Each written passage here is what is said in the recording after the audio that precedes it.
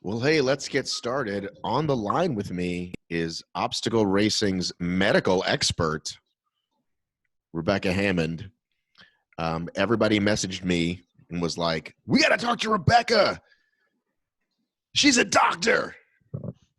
So that's why we're talking. Well, and because I like you and you're a very funny person. But I got several, let's talk to Rebecca because she must have all the answers. Of course, always. Well, I'm happy to be here, Matt. What? Why so serious?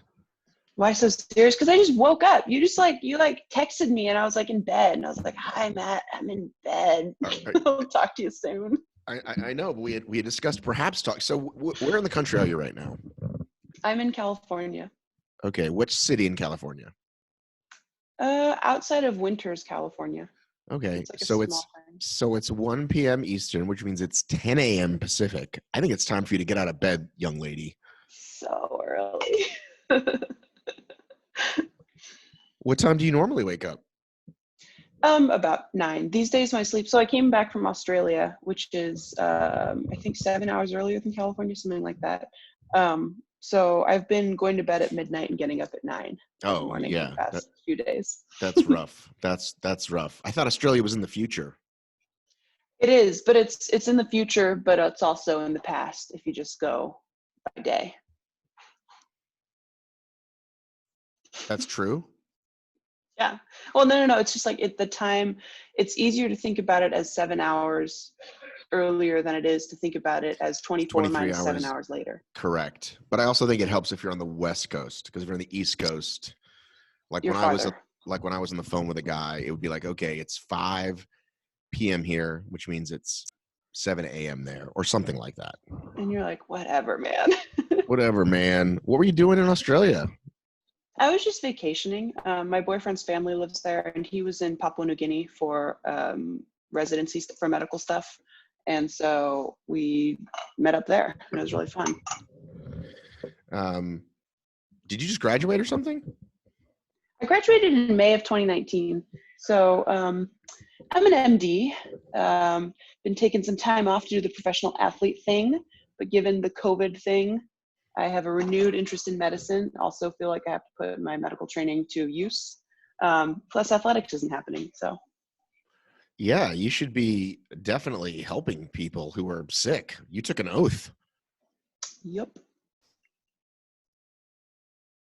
Yeah, no, I'm planning on it. Yeah. Rebecca, I'm totally kidding. And the quick-witted Rebecca, like if I would have known, I would have pushed this ahead like 4 hours. If I had no idea that it slows your sense of humor down by. Well, I haven't had coffee, dude. That's what I'm pouring right now. Right. Well, I had a delicious Starbucks, which is located downstairs. There's no seating, but you can. You live in a Starbucks attic, or you're just in Starbucks's attic? I'm in Starbucks's attic. I am currently in a co-working space called WeWork, and because most people are staying home, I had this little conference room to myself. That's amazing. Not only what I say all day, but this week, like I'm almost to the point. Amazing. I'm almost to the point of actually just leaving my stuff in it, but I'm afraid like the cleaning staff might like put it away. Or you should something. Airbnb it out. See, there we go. There's the Rebecca I know. You know what, dude? I'm totally gonna do that. I'm gonna say, hey, yeah. come here. I'm squatting myself, but I will charge you to squat in your place when I'm not here. You assume the risk and they pay for it. Right. I think that's a super, super, super good plan. Rebecca is drinking all of her water because she knows, like any good athlete, like any good practicer of medicine, drink water every day, guys. Drink water every day. Yeah. I've been forgetting lately, but it's important to do it. Do you find your friends who are not also in the medical profession reaching out to you to ask you if you have answers? Yeah, I have a tight-knit group of friends from high school, and we chat a lot, and I, provide them with the information that I have. Do you have information that many of us do not have? Do you have any secret information?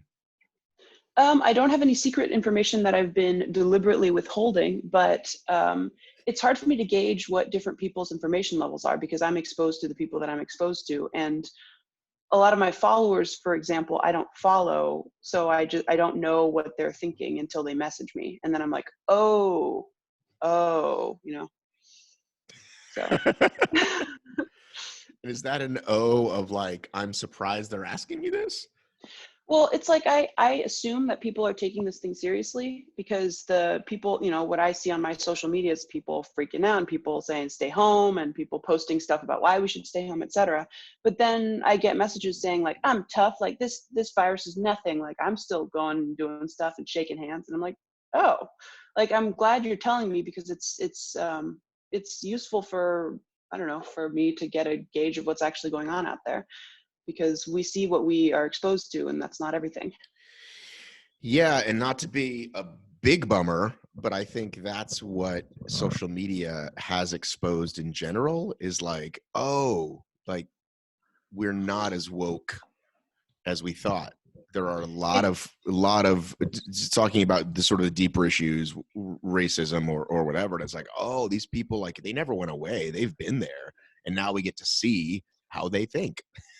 Right, but it's not so simple because we're also seeing the things that our social media, our personal social media feeds are showing us, which are things that are going to get us to stay on social media longer. So that's not necessarily reality, whatever that is. Right. By the way, just so people are clear, I'm not saying everyone who thinks it's good to go outside is a racist, or every racist person thinks it's good to go outside. I'm not saying either of those things. I'm saying that many of us, listen, I live in town in Atlanta, okay? It's very hip. It's very inclusive, right? Like there weren't a lot of, let's just say there weren't a lot of Trump signs in my neighborhood, right? Or any of the places I go, the coffee shops, the people, right? Starbucks But addicts. out in the suburbs, it's very different. And I don't really spend time with those people who are living in sort of a different, honestly, reality. But because of the connectivity of the world, I see things. And I mean, listen, I just saw someone that posted the age-old question, does anybody know anyone who has it? And I just unfollowed that. I just unfriended that guy, right? Because I know where that question is leading. Where? Oh Jesus! Like that's like it's the classic thing. Like, well, do you really know anyone that actually has it? I mean, so right. And it's actually like, yeah, probably I do, because if you test everybody in the population, half of the people that test positive for COVID are probably going to be asymptomatic, meaning they have no symptoms. That's what data from like Iceland is showing. Because they actually do test everyone there. They tried to, yeah, because they're small and right, run that experiment. So anyway, but, sorry, I interrupted you. That's no, irrelevant. Totally fine. It's a conversation. It's a free flowing thing. There's like interrupting's fine a lot of the times. Anyway, but the point is, like, I don't know that guy. I quickly checked to see if we'd ever had a conversation. We hadn't. I had friended him or he friended me at some point, and I can just unfollow that guy. But the point is that I think it's woken us up to, for me, I'll speak personally. It's woken up differences to me. So, I get a lot of random ass questions about obstacle racing that I think are annoying. You must get even more annoying questions about medicine because everybody knows that you just graduated from Harvard Medical School. That's what we were saying. Yeah. I don't find them annoying, but I know what you mean. Did you cross all the races off your list? Oh, you mean the ones that are canceled officially, or the ones that will be, or what? I don't know. I assumed, were you going to do the U.S. National Series or no? Did you go to Jacksonville? So I didn't go to Jacksonville. I had been planning on either doing the rest of the U.S. National Series or doing the Stadium Series or doing something like figuring something out with Hyrox or something. But I like just kind of held off because I was like, I don't know. There's no rush in deciding really. And then COVID happened and I'm like, I'm really going to hold off. So you hadn't even made a decision yet? Correct. I was like probably going to do the stadium thing, but the U.S. National Series is so fun because that's where all the big guys go. And so. Right. Yeah. Well, you were in Chicago for the Hyrox. Mm-hmm. And I honestly, like, I didn't know that was like your jam. I was like, oh, look at Rebecca. She's going to be strong and do strong stuff. But take 9 hours on the sled pull. Yeah, no, Well, I can get strong if I weightlift, but I didn't weightlift yet before that. So right. Yeah, I feel like the push is so much harder. I struggled way more with the push than the pull. People are saying the pull is the hardest. I think it's just that the pole isn't like anything you've practiced because the rope is stretchy and the carpet bunches, blah, blah, blah, blah, blah. So it feels effectively way harder. And the technique you have to use is different from a technique you would ordinarily use to be the most efficient. So I guess I just remember just like it being like, ouch, like pushing, pushing, pushing, and then stopping, and then pushing, pushing, pushing, and then, I mean, you weren't able to do it unbroken, were you? The pushing, no, and then but the pole, and then my shoe fell off, dude, but the pole I took like over 8 minutes on the pole. I took took a long time. and then you lost count of the laps, dude. Sure did. That's my real jam.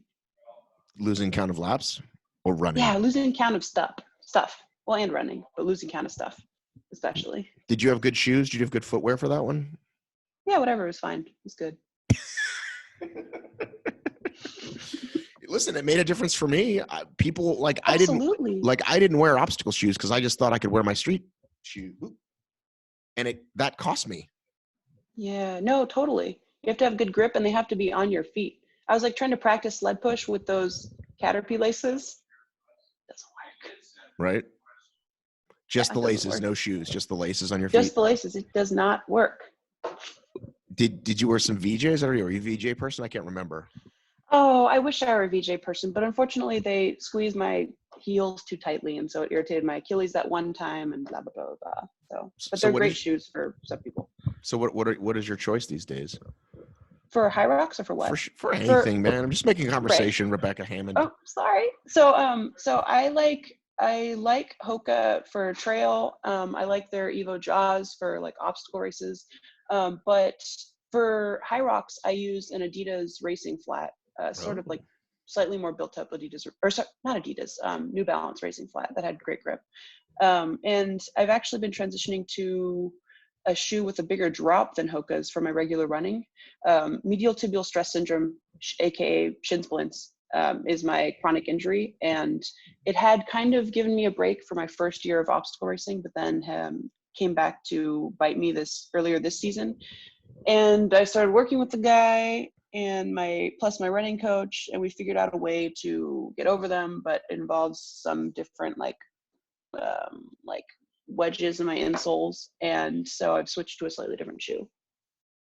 Do you want to hear about my exciting street racing training? It's very exciting. Is it like street fighting? It's just like street fighting.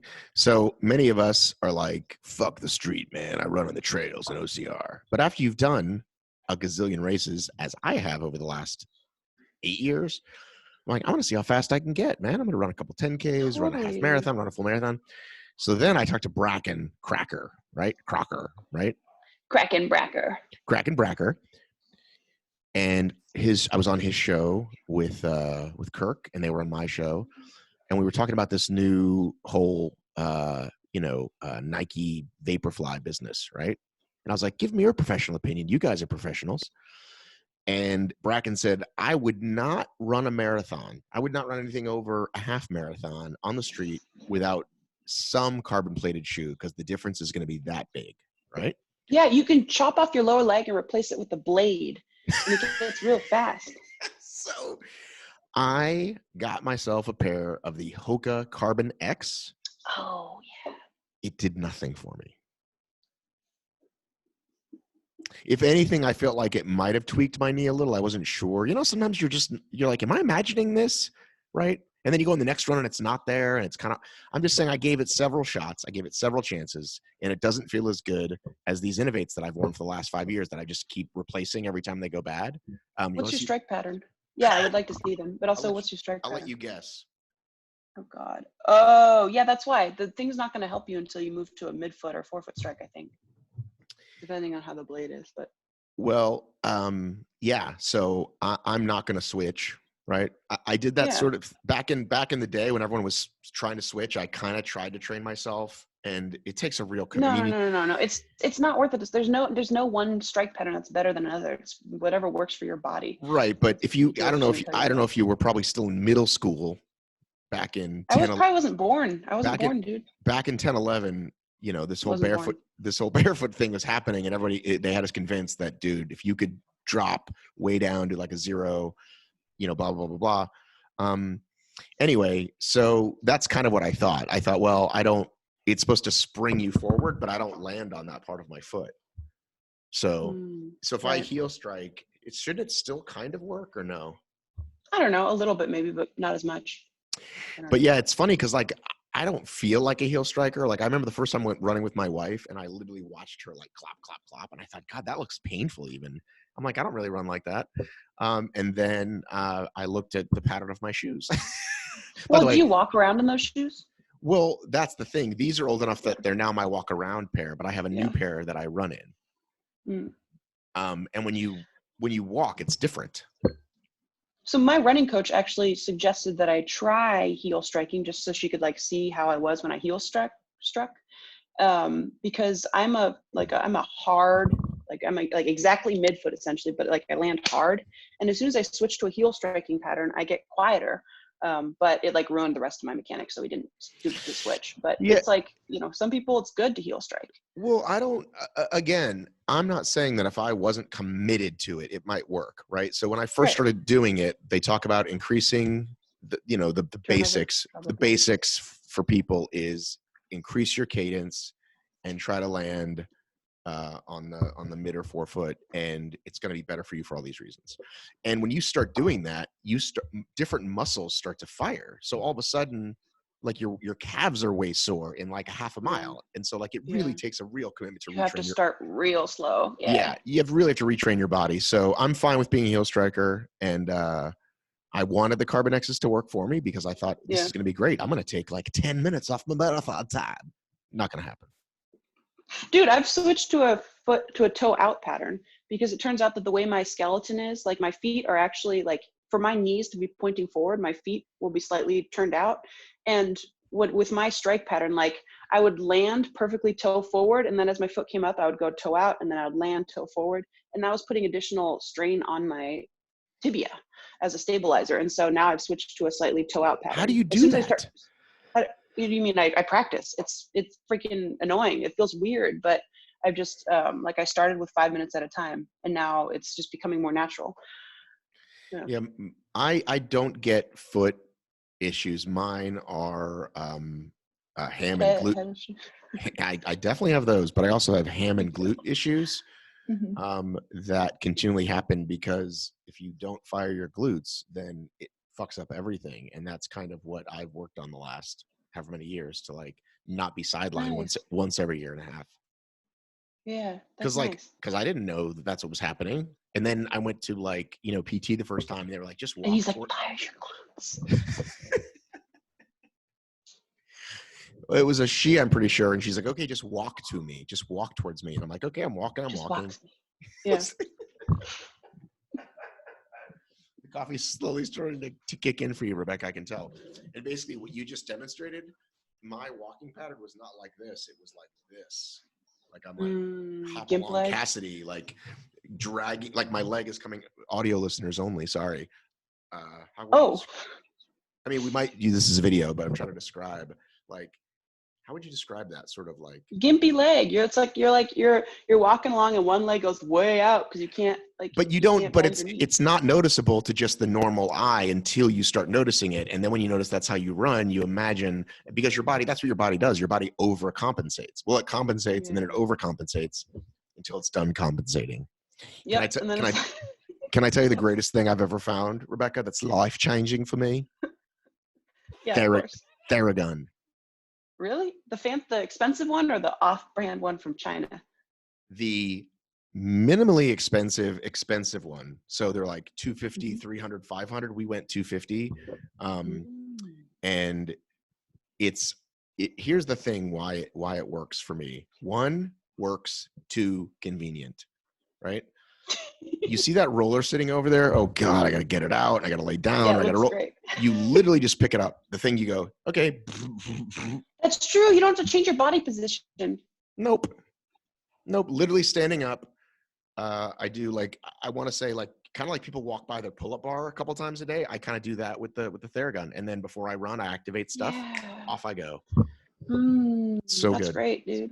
That's why it's worth the money over the cheap one. Everyone that's got the cheap one is like, oh, this sucks. It's broken. Get the 250 Yeah. Theragun. I don't even know what the $500 version does. It probably makes you breakfast, but maybe it does coffee. I don't know. big change in my life, though. Big change. Yeah, that's good. Yeah, the problem with me with the car buffer is that it has to be plugged in, which means I have to be by it where it's plugged into the wall. Right. This thing is like it. You charge it. It has no wire. Well, it does if you like plug it in, but then you take it off. If you want it to have a wire, but then you Exactly. can take the wire off. Exactly. But Rebecca, it seems to me, based on everything we've said and everything we've known about you, OCR has not taken over your life, and you could probably walk away from it at any time. And that's not the case with most elite obstacle racers. I guess so. So this is the sort of information that you don't want to, like, as an athlete, that's not the kind of thing I want to advertise to like potential sponsors. So I haven't really talked much about it. No, it's true. It's true. Like when you're an investor, investing in a company started by a medical student, for example, it's you want to know that your person has skin in the game. You want to know that they can't just walk away from it, because like doctors starting businesses, they often are not as successful because they just have their job that they can go back to. They're not desperate. And Right. so, yeah, I guess I'm not desperate. But. Yeah, I don't think I don't think it's not necessarily desperate. So sponsors who are sponsoring Rebecca, when she does race, she's super serious. But at some point, if you're going to commit to a year with someone, you're going to do it though, right? Like you're going to commit to a year totally. with a company, you're going to do it. Totally. I'm committed to attack. That's why, well, it's not why I'm racing this year, but I'm definitely going to race this year because I am sponsored by Attack. I'm sponsored by Neuralete. And like, even though those aren't like gigantic sponsorships, like I committed to those companies, Right. And I don't think there's anything wrong with, I mean, listen, some people play forever, like Tom Brady, and some people, like what's his name, who used to play for the Colts, was just like, you know what, I'm good. I put my 10 years, and like that's okay, like to have a life outside of it. I just feel like, listen, I'm not one to judge, right? Like I don't know who the hell I am if I'm not doing this, right? Like, I don't know if I had to get another job, I don't know what I would do. I'm not really skilled in anything else, but something else really cool because you're cool.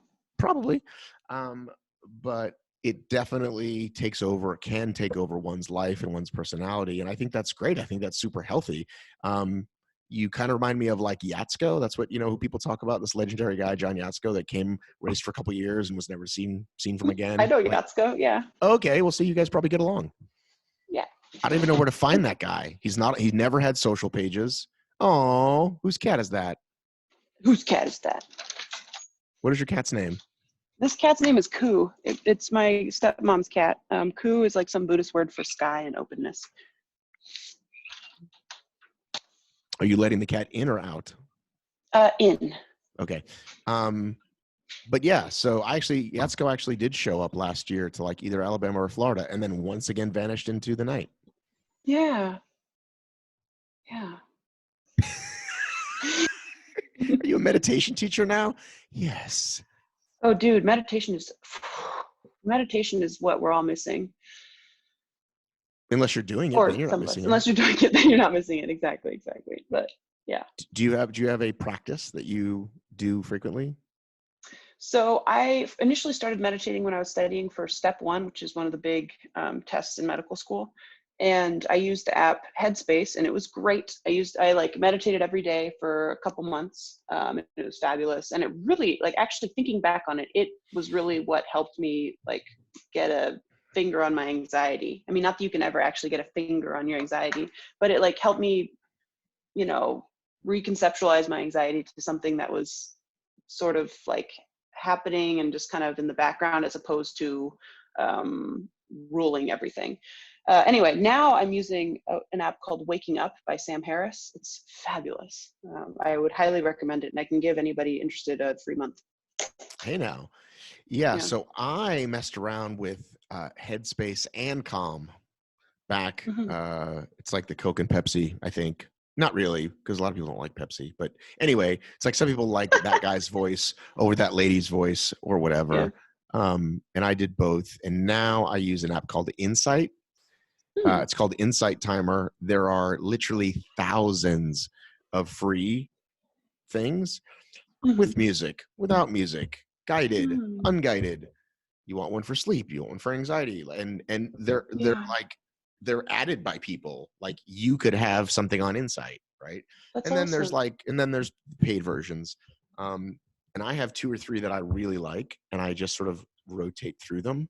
Um, and a lot of times I'm doing it to induce a nap, and I've Mhm. discovered that uh, that works, right? Mm. The point is to shut off the mind. Like there's some magical stuff that happens like when you actually like meditate consciously.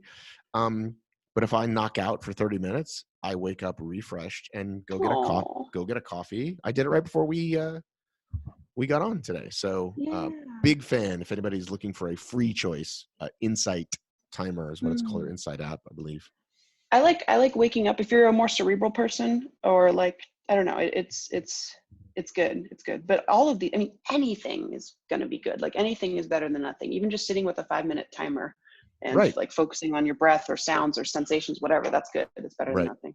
Right. But I used to think like if I didn't meditate consciously, like I was doing it wrong. You know what I mean? Like, oh, Oh, like the trying to get quiet and oh, there's the thought, there's a thought, right. like trying to, and there is a lot of good stuff out of that. But lately it's just Yeah. literally like, I know I'm going to nap, but I'm going to start with this pleasant music. Yeah, that's fantastic. It's also a way just to like if your house is making noises or whatever, or people or whatever, Yeah. like this is a public place. And I just fucking got on the couch and fucking, you know what I mean? That's amazing. Are you good at sleeping? I'm phenomenal at sleeping. That's amazing. I'm I'm a pro, so jealous. I'm a pro I finally sleeper. gotten good. That's amazing, dude. Yeah. Yeah, it's just the way my body works that I can go out and then puts one on my face, have a coffee, and I'm ready to take on the day. I mean, like it's like you don't want to nap for an hour, like then you're groggy and then you might not be able to get to sleep later. So try to keep it 20, 30 minutes. Don't like put covers on. You know what I mean? Like that whole thing. Yeah, Like that's yeah. that's that's just like that's like sleep. That's not like a nap. That's what I found anyway in my many years of experience. Yeah. Well, bodies get trained to expect certain things. So if your body associates covers with like a full night's sleep, then it's going to be real confused when you wake up 20 minutes later. Right. So you know what I like what do you like? I thought it was called something else. Like, is it like sense memory or whatever? Like for me, like I put my hoodie on, put the hood on, I put my Oh, headphones in, right? yeah. What is that called? I don't know. It's training. You're training yourself. But yeah, I know what you mean. There's some concept or some term phrase that describes that. But it's good. Like for example, I was reading this book and the author trained her, like she and her husband trained her daughter, infant daughter, to expect like a full night's sleep versus a nap by using different covers and different music, Ah, so that ah. they quickly train their daughter to sleep through the night. Because normally when you have a baby, it's like, I'm going to sleep. Maybe I'm going to wake up in 2 hours, whatever. I don't know. But if you like train it like this is when like you sleep through the night, then it's the same thing with us our whole lives. We just don't really take advantage of it. I don't know that I heard of that. Well, let me ask you this, Mhm. Dr. Hammond. Folks in medical profession, um, when you're doing your residency, is it it is historically long shifts, right? In a row, right? Are you with me so far? Am I? I'm listening. I've yet to confirm or deny, confirm or deny, whatever. Well, it seems as though doctors who have information that says rest is good, we operate at our best, brains sharpest at this point. Why would we put those people in a situation where they are getting minimal rest? Right. So there've been lots of studies on this, or at least studies on this. So glad I Um, asked. Yeah. So the kind of give and take of the situation is that on the one hand, if you give them lots of rest and switch them off frequently, the doctors are well rested. On the other hand, each time you switch doctors, they have to relay information regarding their current patient list to the next doctor, and that next doctor has to pick up where they left off. And so those transitions of care, as we call them, that's when the most sort of mistakes get made, because the new doctor doesn't know the patient as well, or the previous doctor forgot to mention this little thing that they got used to. So it's so the fewer transfers of care you have, the better the patient outcomes, to a certain point, of course, because once you have a totally sleep depraved, deranged doctor, then you're screwed. But yeah, they have to find the sort of sweet spot balancing those two. And it turns out that it's more on the end of sleep deprivation. That's interesting. It's crazy. It's like chain of custody for evidence. Yep. Exactly. The more people it goes through, the more chances something may fuck up. Yes, exactly. It's like playing telephone. Love it. No, I think that's you just taught me something. Yeah. So the sweet spot is we'd rather you be tired, because even if you're missing a little bit, then do you listen to podcasts? Not really. I should more, but yeah, I don't really. There's no shoulds. There's no judgment. Okay, this is a judgment-free zone. I'm not saying should from your perspective. It's from my own perspective. Anyway, continue. I know, but there's no shoulds for you, Rebecca. There just is. That's true. That's there's just so more true. podcasts. Do you watch things? No, I don't really watch or listen to things. Do you read?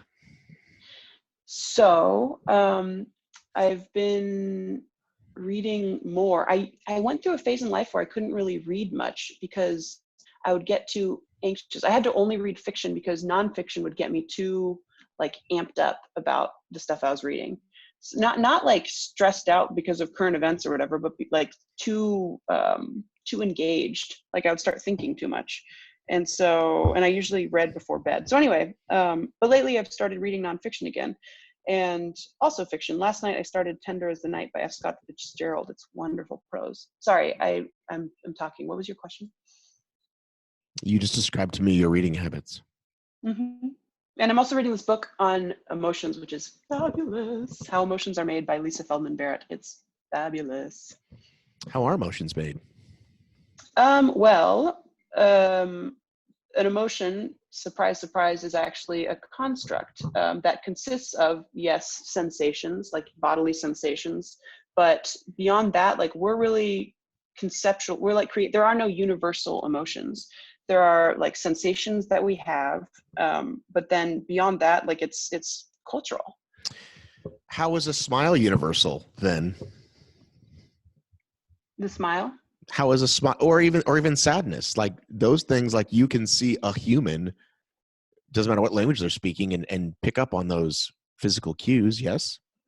But it turns out, so it's a smile is not the same as happiness. I can smile when I'm mad. Some people, when they're angry, will kind of smile, there's no, the expression is not, does not indicate the emotion directly. There are all other sorts of cues. So you might be able to see well, hey, I can tell when somebody's mad. And yeah, you probably can, but there's all these other things that they're doing. And also it's very culturally informed. If you go somewhere else that sort of isn't tied into Western media, they might have completely different sorts of behaviors to indicate their different emotions. And that's why when you go to a different country, sometimes it takes a while before you start to feel sort of you can predict what people are feeling or thinking. What about this? What if I do this? Then I'm oh, hey. That's not true but see, at all. Is this universal? No, that's something that I understand that, you understand that. We'll tell people what it is for the audio listener. Well, he had his pointer finger down, his middle finger up, and that's all I need to say. Yeah, I think just middle finger is that's how, in America, that's how it works, right? And then, you know what they do in England? They do two fingers. Oh, is that pussy? Kind of. I don't think it's even that. That just made my whole day. Oh Oh my God, that just made my whole call. I knew having you on would be great. Let's Google it. Two fingers. It's definitely not that. I don't think it's that. It's Two gotta have to do with. England insult. Two fingers England insult. Let's see what it says. A commonly repeated legend claims that the two-fingered salute, or V, whoa, Victory. It's from victory, but then it's now also like. right, but would you stop with the pussy? Derives from a gesture made by longbowmen fishermen in the English archers of the Battle of Agincourt, but no written historical primary supports this contention. Okay. British informal, to make an obscene gesture by holding up the index finger and the middle finger while keeping the palm towards inward. But that's not, why is the V sign rude?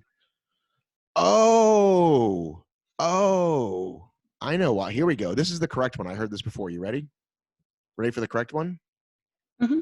She's nodding her head in approval for audio listeners. This origin legend states that English archers, right? Archers, people who shot bows and arrows, or bow and arrow. Now I lost it. They might have had a couple bows. Believe that those who were captured by the French had their index and middle fingers cut off so that I still have them. so that they could no longer operate their longbows, and that the V sign was used by uncaptured and victorious archers in display of defiance against the French. Like, look at me, Awesome. my two fingers. That's the correct one. Gotcha. But the vagina reference works for other reasons. But thank you for pointing that out. You're welcome. Maybe that's when you do that. We'll just stop. We'll just full stop on the whole. You know what I mean? I'm trying to keep it. Oh, that was great. You know how a lot of podcasts, well, you wouldn't know, but a lot of podcasts, they play like a 30-second clip and they put that on YouTube. I would put that on YouTube, but I don't want people to get the wrong idea. I don't want you to lose Attack Fuel sponsors. So Attack Fuel is sweet. They wouldn't do that. So I take Endurolite. I've yet to have the Attack Fuel. Mm-hmm. Yeah, Attack Fuel's great. It's just like really high quality plant-based fuel, essentially. Fuel made of what? Their protein powder, they make it so that its amino acid composition is similar to that of whey protein, which is what all the scientific studies seem to point at is one of the better, compositions for muscle maintenance, etc. Is whey the one that doesn't make you gassy? Correct. Because that's what I mean, it depends. Because some like there's probably some people who have whey sensitivities, but it's less common. Yeah, whey is the good one. Whey isolate. Right. I think that's what we have in my house. We have some. Yeah, but then my wife buys a bunch, and then we also have some like Endurolite. Oh yeah. No, the Endurolite whey protein, like that is whey isolate, and that's what you want to look for, because whey protein concentrate has lower guaranteed levels of whey protein, and then milk protein concentrate is even lower levels. What's in Sustainolite? Sustainolite is like electrolytes and carbs, essentially. Okay. And what's in Sleepolite? Sleepolite has various things, including L-theanine. It has melatonin, has some other stuff. I take Sleepolite. I love Sleepolite, but I love it not just for how it helps me sleep, but also because it helps me like stop eating at night, because I know that I have the Sleepolite to look forward to. I drink it after I brush my teeth, and so I know it has sucralose, no sugar, but I know that I have that like kind of sweet grapey thing to look forward to. That's a great cue for yourself, talking about cues. Absolutely. So I have this I have developed a habit of wanting to eat a lot at night, and it's really hard, especially if I can't sleep, to just not eat the whole house. And it sounds so simple and it's so like basic, but just drink a bunch of water and it fills you up, and it just sort of like the craving just sort of passes. And when I can remember that, it's really good. And when I'm like, fuck it, I don't care, I want to eat this tasty thing. And then that's why I can't lose as much weight as I want. Yeah, no, it's hard, man. Another thing, so drinking a lot of water. Another thing is when you have those cravings, like I've definitely like battled with like binge eating type stuff. Like I have that problem. When you get that craving, to sort of label it, to call it something. Like for me, it's, I forget what I even call it because I haven't done it lately. But you can like give it a name, like, oh, the nasty lizard that's the nasty lizard talking, because your body, like when you have those cravings, you feel like if you don't like follow it, you're gonna like die. I mean, not like consciously, but like that's kind of the feeling, like you have to follow that craving. But if you take the time to label it and say like, that's the nasty lizard talking, then that gives you enough time to kind of like calm down and be like, oh wait, okay, it's okay, I can say no. It gives you enough time to like have a little more choice in the matter. Yeah, neither of you, I was about to say neither of us are medical professionals, but actually one of us is. So I'm not a medical professional, but I will say that that was a big one for me for quitting smoking. Now I know it's wacky to think that because it feels like nobody smokes anymore, but back 15 years ago, and it's really hard to quit smoking. They say as hard as heroin. I don't know. I'm not a professional, but they say it's as hard. And I tell you this one thing that kind of worked was they said the craving will pass whether you have the cigarette or not. And it was like, whoa. So it's like, okay, if I can just fucking, and it's not easy. So now I try to do that with the food thing.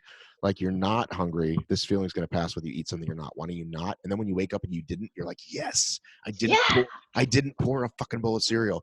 I have children. Cereal. I love cereal. That's hard, man. We all do. We all have children. No, but when you have children, you have to have those foods around. That's so impossible. Because did you know that when I stay with my boyfriend, like I bought a lock box, like one of those filing lock boxes that somebody just snuck behind you and grabbed some glasses. I saw them. That was my stepmom. We have a lockbox where we keep things like cereal and other things that I would like just go ham on if they weren't locked up. It like really relaxes me. It's like calming to me to know that I can't access the cereal. So I bought that box and had him put the stuff in it. And I think that's really good because if I didn't have children, it wouldn't even be in the house. And even if you and even if you have healthy-ish cereals, it doesn't matter. It's Honey Nut cereal. Honey Nut Cheerios, delicious. Something so good. Something people don't even like. Rice Chex, delicious. Delicious. Almond milk with it. Almond milk with it, so good. And I cannot have one bowl. I'm not a person. Having one bowl is like, oh, I'll just have one potato chip. It's going to be minimum 2 bowls, probably 3. Same.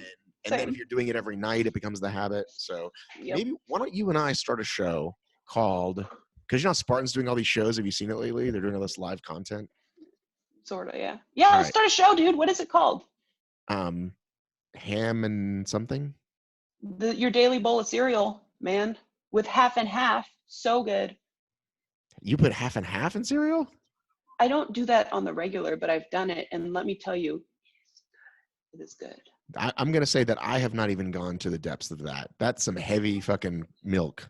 Cream. Yes. Milk, yeah. It's light cream, I guess. Well, how about this? Check this out. Check the name of our show. You ready? It's Hammond Davis. This is what it sounds like. But Hammond Davis. Right? Mm-hmm. Right? Yeah, I like it. Sure. Hammond Davis. Yeah.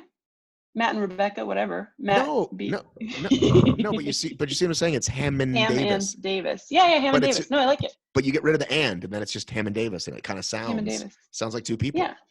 Yeah, it's good. Hammond Davis. I'm Ham. That's great. I love that. Why don't you email what's his name? Joe DeSena. Have you chatted with Joe DeSena? Have you chatted with Joe DeSena? Not lately. Why? Just in general. He's just such a kooky dude. Yes, she again, it's for audio listeners. She just did the thing where you point your finger to your head and you swirl it around as if to say cuckoo. He's cuckoo boots. Yes. That's why he's so successful too. It's like, it's part of everything, but yeah, cuckoo boots. Anyway, why? Why do you ask? I just didn't know if you'd come across him or whatever. Yeah. All right. Well, listen, I think this was a great chat. I think the next time we do it, we'll do it later in the day. But I think it went well. Yeah. We didn't even talk about We didn't? Oh, we did. You're right. A little bit. Yeah, it's true.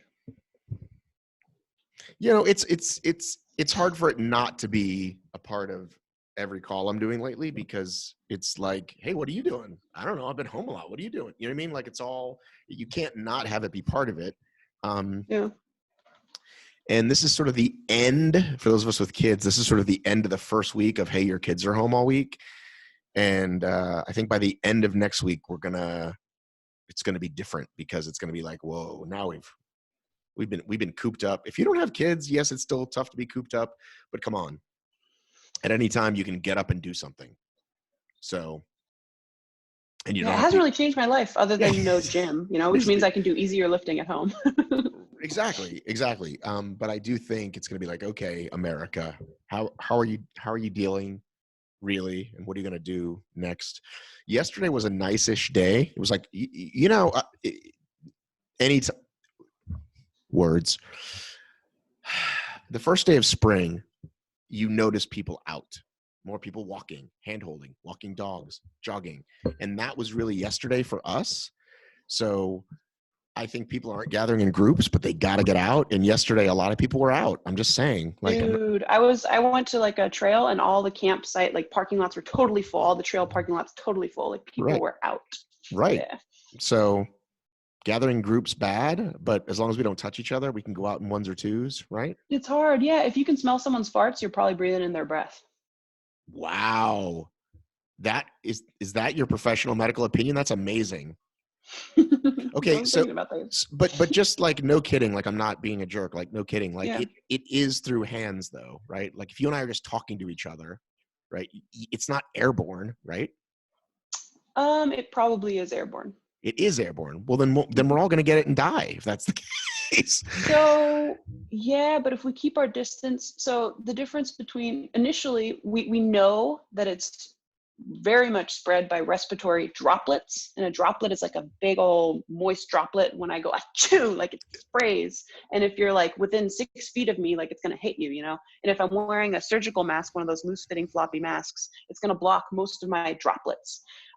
What we like had to sort of show or look at into is whether it could be aerosolized. So we call it aerosolized when once those droplets sort of dry out, it can kind of remain in a smaller particle that stays suspended in air for hours. The Hours. droplets, those bigger droplets, are pulled by gravity to the ground or to nearby surfaces. So that if you touch those surfaces, you get it on your hands.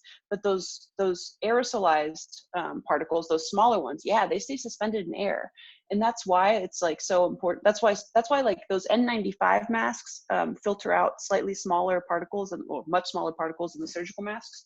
So if you're wearing a properly fitted N95 mask, it will filter out like around 50% of aerosolized viral particles. But it's the reason we don't want regular people to like go stockpiling those is because we want the people who can save us to have those, because we don't want those people to get infected and be out of business.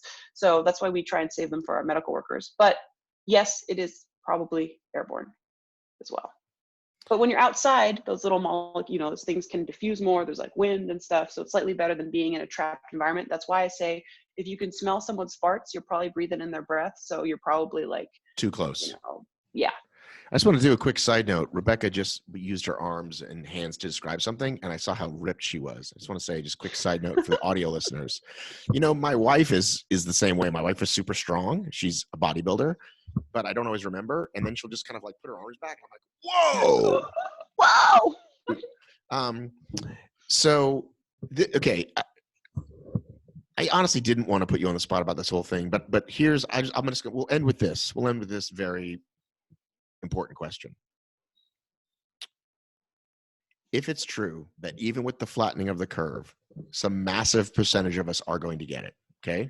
Some say as high as 60, 70%, right? There's a lot of people. Is it true that most folks, it will be either asymptomatic, as you said, or like the flu, and that it will be mostly people, elderly, respiratory problem people, that will actually die from it? Is that true from your understanding at its worst whenever this takes place? Yes, that is true. And again, the reason why we don't want everybody to have it at once is because the medical system will be overwhelmed. Medical system, yeah. So we'll be able to, if we slow it down, we'll be better prepared to save those lives of the people who are seriously affected. But to flatten the curve, now we're just diving into it. Now we're diving right into it. We need more than 2 weeks, don't we? What do you mean? Well, everyone's like, Well, like they're closing school for like 2 weeks, and like, Yeah. don't they need to close it for like 3 months? Well, so right now with the exponential growth that we're seeing, yeah, I mean, we just don't know. The problem, Matt, is that in order for this to be successful, it has to feel like it's overkill. You know, it has to feel like we're sitting in our houses for nothing, because that nothing, that's success, you know? So it's really hard, because we're weighing like total like economic crash with public health. It's like, and those are also related. So it's a hard line to walk. What are they saying then? Like, what would to not overwhelm our medical system? Like, how long do we have to quote unquote sit in our houses? Well, it depends on how many cases we're going to see, how successful this is. Yeah, I don't know. I don't know, but it's yeah, it's probably going to be longer than 2 weeks, but I don't know. You know, nobody knows exactly. Because this is my theory, and I've said it on many shows. This is my theory, working theory. Even if the government closes, which they have, restaurants, bars, gyms, right? And people are getting all kinds of creative with that, and they're having drive-throughs and support your local blah, blah, blah, buy a gift card for later, like all that stuff. Great. But in terms of business, regular everyday business is run by business people who like profits. And in a couple weeks, when they're like, well, nobody's really dying, can we get these people back into work and start making money again? That's what I think is going to happen. Rebecca is shaking her head, No, nodding. nodding her head approvingly, like that's probably what's going to happen. And again, so it's like, okay, so if that's the case, then I mean, this is a great philosophical question. Like, what do we value more, right? Because if we all have no money, then we're all eventually going to die. Yeah, well, it's hard, and you see different regions in the United States reacting differently, like weighing those pros and cons differently. Like New York, for example, like they have less stringent, you know, initiatives in place than the county I'm in California, and they're like they have a lot more cases. So I think that they're gonna experience something more. I predict that they're gonna experience something more similar to Italy. But that said, they do have a lot to lose in terms of the economics. So I can understand why their governor was hesitant to implement those initiatives. You know. Okay, here's what someone, everybody all of a sudden knows a medical expert. I do know someone that works at the CDC. I ran into this person a few weeks ago, and I bothered him with a phone call recently. And he said, once upon a time, right, when these things happened, as they have over history, right, smallpox and whatever, even before that, like it would, like if a town had kind of an outbreak, they'd kind of quarantine off that town, and then like everyone else kept going. Like they didn't shut off schools. Yeah. So what we have is a travel problem. So if we just shut that thing down for a while, which we kind of have anyway, most people aren't flying, that way we can all go to work or whatever. Because if that's horses out of the barn, Matt, it's too late. Like by the time we shut off travel, like it's already here. Like if we right, it's here now. Right, it's here. Cold, yeah, it's here now. It's too late. Right, it's here. I get it. It's here now. But I'm saying, if we're gonna bother to stay out of work for 2 weeks or a month, go ahead and shut the airports down. Because then, when you start letting people back, like you're saying, all these high cases in New York, none of those people should be able to be sent to California. It doesn't matter though. It's already in California. This thing is so contagious that once there's one person, once you've detected one person, it's too late. Like, do you know what the R not number is? I forgot. 2? I haven't been looking into the math. Sorry. I just watched Contagion, and so I'm very. Oh, cool. I'm very hip. What's the R not number? Tell me about it. So the R naught number is one person gets it, how many other people would they get it? So back in the day, smallpox was like, if one person got it, one other person would get it. Other things were 2. If it's 4, if it's 4 or 6, we're kind of dead, right? If the number gets like 4 or 6, we're not. It's 2. That's the number we're at. Yes, 2. Yeah, I think so. But no, I understand it's already out there. But I'm saying if we do the slowdown, right, and we're gonna keep people out of works and other things, why don't we just at least stop that thing? Because maybe it isn't in Montana yet. Isn't it possible it's not in Montana yet? Yeah, I guess so. It's just, to me, it seems the silliest thing. As we continue to close sporting events, we keep the thing open that has the most people coming from the most different places, which is the airports. It's like the most possible small area, lots of people coming from a lot of different places, and then they all go back to where they live and spread it. That's what I'm saying. It seems like that's the smart move. I can see what you're saying. Yeah. She's nodding her head, even though the horses already are the barn. Love that phrase. Great one. I just think that like bringing in one person from New York who has coronavirus is not going to make much difference, given that like my friend probably already has it, you know. But yeah, I see what you mean. I see what you mean. But yeah.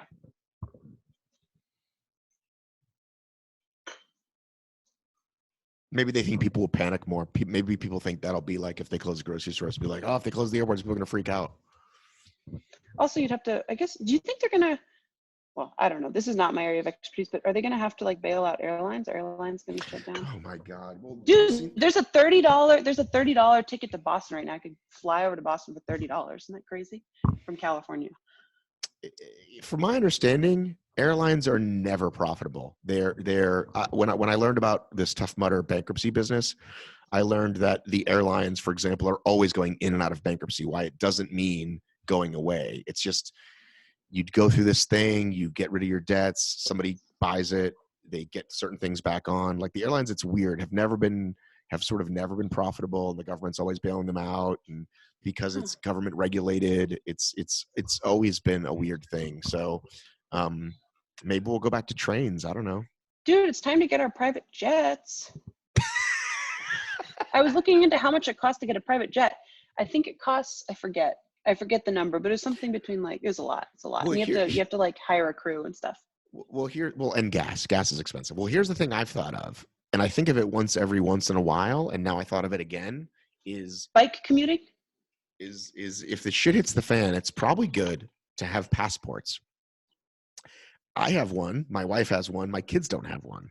So if the poop does hit the fan and we need to, get the F out of Dodge, right? Like at some point, if just hypothetically New Zealand is the only thing that isn't on fire or attacked by nukes or any one of these things that can happen, it'd be good to be able to like be in the short line. And so this is a good time to get a passport, I think. So you're ready next time. Also, this is the other thing I thought about. Somebody says something about blood type. I don't know my blood type. I should know my blood type. How quickly do you figure out my blood type, Rebecca, if I come in and I'm bleeding? Very quickly. And also they would initially give you universal blood donors, so a blood that would definitely not make you react. There's such a thing? Yeah. So there's certain blood types that anybody can like receive and not react to. And then there's certain blood types where they can receive any kind of blood and not react. So they would give you the one where you're definitely not going to react to it as they figure out what your blood type is, which is quick anyway. Okay, that's good. But I feel like, again, like if we're in some sort of crazy apocalyptic situation and like they're going around with the bags, it'd be good to know. Yeah. Of IV fluid and blood. I'm trying to educate my listener. This isn't just a show about fun and joking about vagina symbols. This is like, hey, let's learn something about this damn thing going on. Totally. So in that apocalyptic situation, they would be going around with the universal blood donor type, the type that's not going to make people react until they run out. That's why if you're that blood type like I am, it's really great to donate blood. Which is what, AB minus? No, it's O negative. That's the one that goes with anything. Mm-hmm. Yeah. AB positive is the one that can get anything. All right. Well, I hope this isn't our last episode. Yeah, let's talk again, dude. We should talk about like binge eating. We should talk about body dysmorphia. We should talk about meditation, sleep, anything. So did you have that issue? What? The binge eating thing. I mean, I probably wouldn't be I don't meet the diagnosis standards or whatever, but yeah, totally. Like eating till you feel sick, eating to feel good, etc. Yeah. Here's the problem.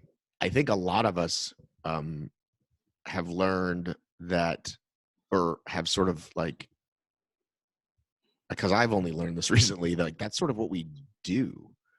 Like we just eat because it's there. If you watched, have you seen the movie Rise of the Sufferfest? It's a documentary about No. obstacle racing. You should watch it. So the guy who made Super Size Me talked about how when he was a kid, so he's probably my age, late 40s, early 50s, he says, when I was a kid, when you went to the gas station, there was like gas, and then you could buy oil and wiper blades. Those were the things available at the gas station, right? What is Yep. available at the gas station now? 900 types of garbage, right? Yep. And that's kind of everywhere. Like there's nowhere you can't go where you're not sort of constantly grazing, right? Yeah. It's impossible. Yeah. Right. And so we've just, and I'm not saying that's some sort of conspiracy from the government. I'm just saying that's just the way it is. And so, No, because that's capitalism. That's where capitalism naturally leads. and so you only find out when you start paying attention, like how pervasive it is. Kind of like, so like I don't drink, I'm sober a long time. And before you get sober, you probably don't realize that alcohol is offered to you almost anywhere you go, right? Have a drink, have a drink, have a drink, have a piece of cake, right? So, so food,